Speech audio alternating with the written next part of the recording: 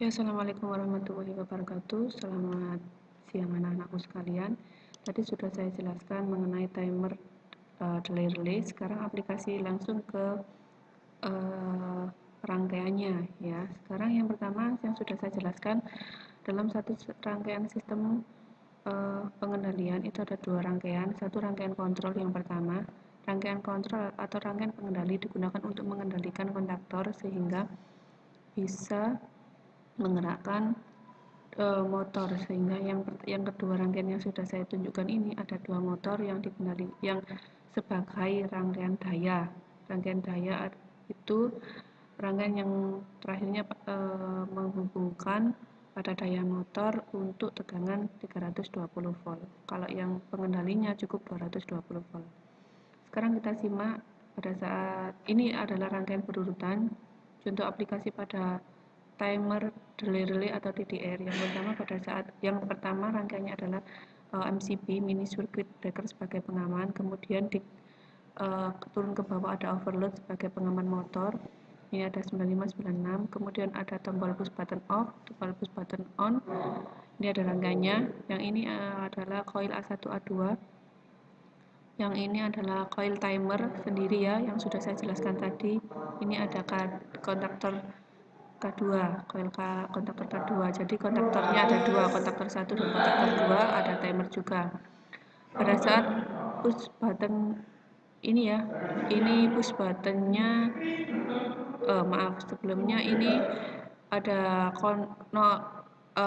nomor kontak. Kontak yang pertama NO1 ini dihubungkan pada kontaktor kontak bantu NO. Kemudian yang ini ada kontak NC itu dihubungkan pada timer. Ini pada timer ya, timer yang NC. Kakinya yang timer yang NC berapa? Ini kita lihat.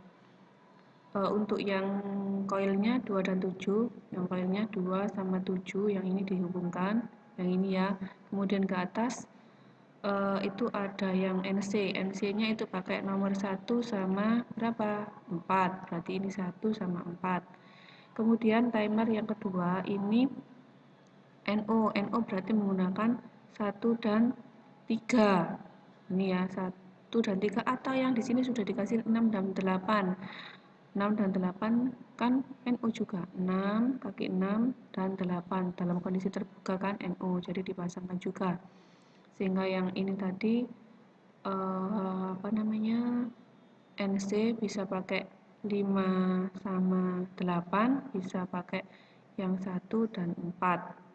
Oke, prinsip kerjanya pada saat push button on ditekan, maka kontaktor timer satu bekerja, kontaktor 1 bekerja, kemudian kontaktor 1 bekerja untuk menutupkan kontaktor 1 di sini. Ini menutup seret di sini ya.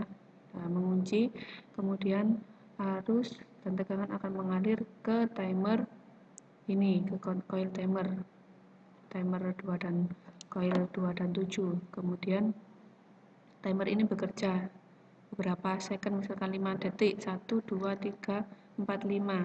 Nah, yang awalnya nomor kontak timer NC di sini, NC tadi misalkan saya buat 5 dan 8. Ini ya, 5 dan 8 yang ini NC-nya awalnya menutup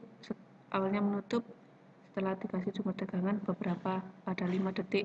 Tadi ada 5 detik ini membuka, kemudian timer yang satunya menutup. Timer yang ini NO tadi 8 dan 6 menutup, sehingga ini membuka sehingga kontaktor 2-nya bekerja. Jadi ini menutup, kontaktor ini dapat arus tegangan dan arusnya mengalir kontaktor 2 bekerja. Jadi bekerjanya secara berurutan.